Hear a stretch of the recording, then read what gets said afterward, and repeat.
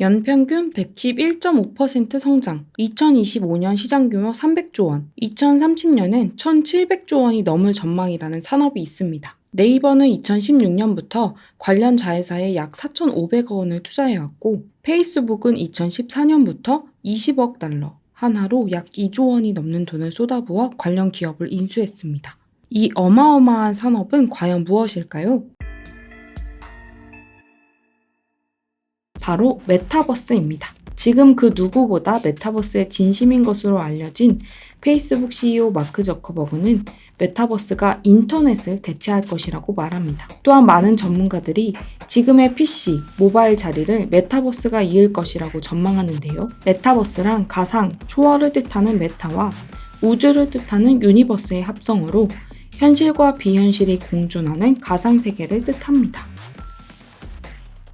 영화 매트릭스, 아바타, 허 등을 떠올리면 대략 감이 잡히는데요. 실제로 메타버스라는 개념이 처음 등장한 것도 미국 인기 SF 소설입니다. 1992년 발간된 닐 스티븐슨의 소설 스노우 크래쉬의 배경으로 묘사된 3차원 가상 공간이 현재 메타버스라고 칭하는 세계관의 시초라고 합니다. 참고로 가상세계의 분신, 아바타라는 단어를 처음 쓴 것도 이 소설이기도 합니다. 시장 조사기관 스트래티지 애널리티스는 글로벌 메타버스 시장 규모가 얼마 후인 2025년까지 2,800억 달러, 한화로 315조 원에 이를 것이라 했는데요. 일각에선 이조차도 적은 금액이라고 평합니다. 메타버스가 현실을 대체할 모든 것이라고 했을 때 해당 산업 규모는 8경까지도 내다보고 있습니다. 솔직히 아무리 들어도 그냥 가상세계인 것 같은데 왜 이렇게 어렵게 느껴질까요? 메타버스를 조금 더 구체적으로 나눠보면 이해가 갑니다.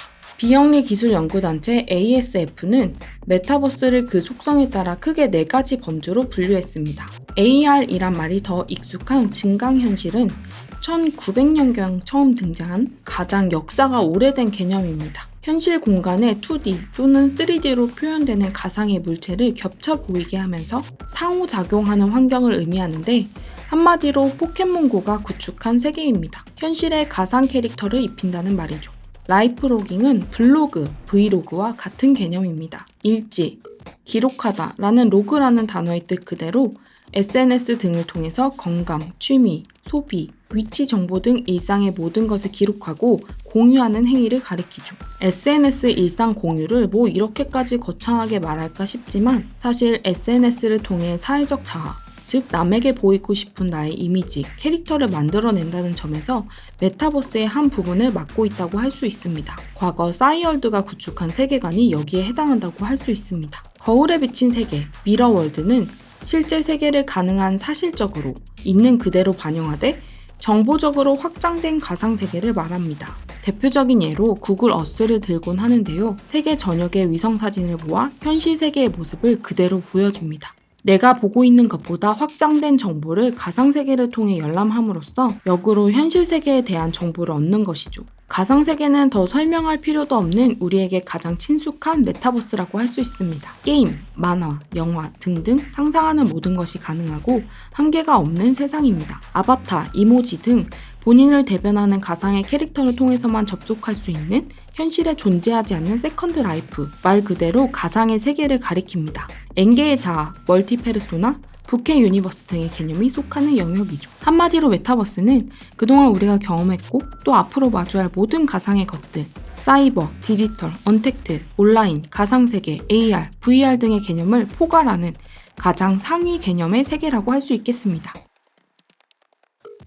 그런데 왜 갑자기 이러한 메타버스가 전 세계적인 화두가 된 걸까요? 넷플릭스의 최대 경쟁자는 디즈니가 아닌 포트나이트다. 리드 헤이스팅스 넷플릭스 최고 경영자가 지난 2019년 했던 예언입니다. 세계 최대 그래픽카드 제조사 엔비디아의 CEO 젠슨 황은 2020년 자사 개발자 대상 행사의 기조연설에서 인기 드라마 왕좌의 게임 대사를 차용해 The Metaverse is coming, 즉 메타버스가 온다 라고 말했습니다. 말도 많고 탈도 많지만 여전히 전 세계에서 20억 명 이상이 사용하는 페이스북의 마크 저커버거는 7년 전인 2014년 VR 헤드셋 업체 오큘러스를 인수하면서 모바일 시대의 다음은 VR이라며 메타버스의 가치를 오래전에 높이 샀고 최근에도 VR, AR이 결국 스마트폰과 PC 이후의 주요 플랫폼이 될 것이라고 말했습니다. 지금 전 세계를 주도하는 주요 테크 기업들의 수장들이 일제히 메타버스의 중요성을 언급하고 있습니다. 그 이유는 무엇일까요? 기업들이 나서는 이유는 당연히 돈이 되기 때문입니다. 더 명확하게 말하면 코로나19 이후 이 산업이 얼마나 큰 가치를 지녔는지 검증되면서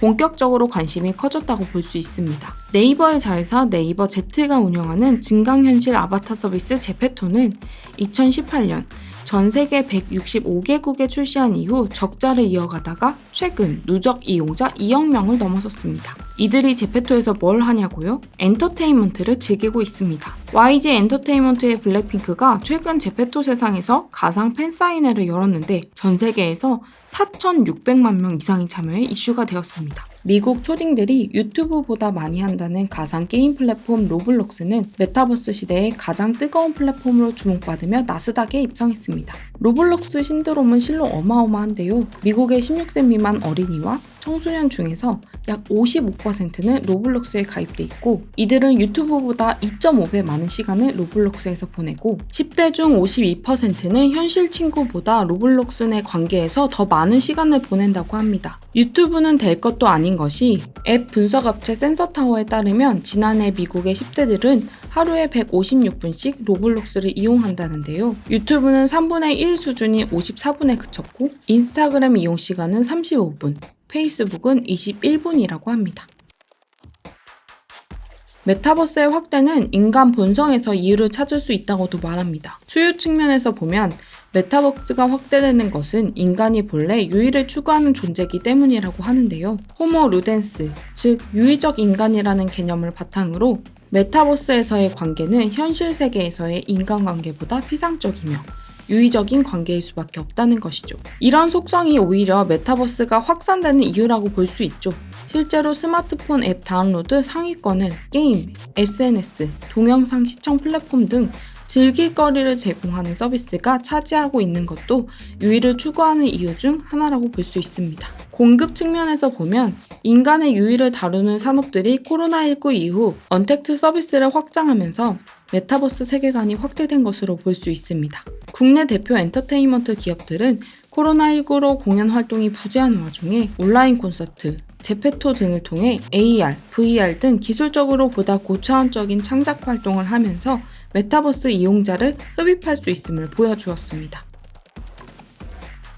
PwC 컨설팅에 따르면 전 세계 메타버스 관련 산업 규모는 2030년 1조 5천억 달러, 하나로 약 1,700조 원에 이를 전망입니다. 어마어마한 규모인데요. 구체적으로 어떤 산업들이 관련되어 있는 걸까요? 가장 먼저 떠오르는 것은 역시 하드웨어 기기입니다. 메타버스 초기 시장은 하드웨어, 즉 통신 인프라와 VR, AR 헤드셋 마운트 기기 위주로 성장해왔는데요. 게임, 데이터 센터, 가상현실 등에 필요한 GPU 생산에 주력하는 엔비디아가 대표적입니다. 엔비디아는 최근 전 세계 크리에이터들이 실시간으로 협업할 수 있는 개방형 3D 디자인 협업 플랫폼 옴니버스를 소개했습니다. 페이스북도 메타버스 하드웨어 시장 진입에 혼신의 힘을 다하고 있습니다. 2014년 신생 VR 회사인 오큘러스를 20억 달러, 하나로 무려 2조 원을 주고 사들여 세상을 놀라게 했는데요. 특히 페이스북은 호라이즌이라는 가상세계 플랫폼을 오픈해 아바타를 통해 자신만의 세계를 구축하고 다른 이용자와 소통하는 플랫폼인 메타버스를 구현했습니다. 이를 통해 다시 한번 페이스북이 중심이 되는 세상을 꿈꾸고 있죠. 그 외에도 마이크로소프트의 홀로렌즈, 구글, 소니, 애플, 삼성 등이 후발주자로 VR, AR 하드웨어 기기 시장에 뛰어들고 있습니다. 소프트웨어 측면에서는 어떤 산업과 기업이 뜨고 있을까요? 이미 나타난 흐름처럼 우선 엔터테인먼트, 게임 산업이 두각을 보이고 있습니다. 특히 중국의 카카오라고 불리는 텐센트의 행보가 눈부신데요. 텐센트는 메타버스 관련 유망 기업들을 대거 사들여 2020년 말 기준 텐센트가 투자한 기업은 1,200개이며 이 중 상장사는 100여 개에 달하는데 인수한 기업들의 분야를 보면 소프트웨어 플랫폼, 게임, 미디어, SNS, VR, AR 등 메타버스와 관련된 모든 분야의 기업이 포함되어 있습니다. 대표적인 사례로 글로벌 인기 게임 포트나이트를 개발한 에픽게임즈가 있는데요. 포트나이트는 트래비스 스콧 같은 유명 가수가 콘서트를 진행할 정도로 주목받는 가상 공간으로 텐센트는 2013년 이 회사의 지분 48.4%를 확보했습니다. 엔터, 게임뿐만 아니라 오피스 시장에도 메타버스가 도입되었습니다. 미국 스타트업 게더가 만든 메타버스 플랫폼 게더타운이 대표적인 사례인데요. 실리콘밸리에 있는 IT 기업과 국내 부동산 중개 플랫폼 직방이 재택근무에 활용하고 있습니다. 이처럼 메타버스 관련 소프트웨어 서비스가 초기에는 게임 엔터가 주도하는 소통 놀이 창구였다면 앞으로는 정치, 경제, 사회, 문화 등 보다 다양한 분야에서 폭넓게 활용될 전망입니다. 우리나라에서 메타버스 관련 서비스로 대표적인 것은 단연 네이버입니다. 네이버는 자회사 네이버 Z를 통해 제페토 서비스를 전 세계적으로 알리는 데 성공했고 제페토와 엔터테인먼트 비즈니스를 결합하여 킬러 콘텐츠를 생산하는 데 주력하고 있습니다. 네이버 Z의 상장을 약속하며 하이브, YG, JYP 등 3대 엔터사로부터 초기 투자금 170억 원을 확보하여 혈맹을 다져두었고 특히 하이브의 자체 팬 플랫폼 위버스와 합작하여 독점 엔터테인먼트 콘텐츠를 확보했습니다. 이에 질세라 카카오도 국내 대표 게임사 NC소프트의 K-팝 엔터테인먼트 플랫폼 유니버스와 플랫폼 연동을 시작했는데요. 전 세계 2억 명의 사용자를 확보한 제페토, BTS 연합과 필적하는 서비스를 내놓을 수 있을지 업계에서는 주목하고 있습니다. 그 외에 메타버스 세계관이 통하는 길이라고 할 수 있는 5G 통신을 담당하는 통신 3사 등이 직접 메타버스 서비스를 기획하는 움직임들을 보이고 있습니다. 메타버스는 현실 세계의 많은 부분을 빠르게 대체해 나갈 것으로 보입니다. 기술, 인프라 발전이 가속화되고 있기 때문인데요. 초기 시장은 하드웨어, 즉 통신 인프라와 VR, AR 헤드셋 마운팅 기기 위주로 성장했다면 이후엔 소프트웨어, 즉 플랫폼과 콘텐츠 위주의 성장이 빨라질 것으로 보입니다. 핵심 인프라 구비가 완료된 21년 현재 로블록스, 제페토, 포트나이트 등 플랫폼 성장이 부각된 것만 봐도 알 수 있죠. 특히 메타버스 산업은 향후 플랫폼보다는 콘텐츠의 비중에 그 무게가 실릴 것이란 전망입니다. 그릇보다는 내용이 중요하단 것이겠죠. 엔터테인먼트 외에도 웹툰, 웹소설, 드라마 등의 지식재산권을 활용한 메가 콘텐츠들이 메타버스 안에서 재창조되지 않을까 싶습니다. 메타버스가 중심이 되는 세상은 생각보다 머지 않았습니다. 내후년인 2023년이면 대중화가 본격화될 것이라 하고 세계 스마트폰 출하량이 현재 3억 대 정도임을 고려했을 때 2023년 7,600만 대 정도 보급될 것이 예상되는 메타버스 기기 보급 속도 역시 굉장히 빠르다고 합니다. 10년 전 반도체, 삼성전자를 선점했으면 어땠을까 하는 심정이 투자자라면 지금 바로 메타버스 그리고 그 시장을 선도할 플레이어가 어떤 기업일지 주목해보는 건 어떨까요?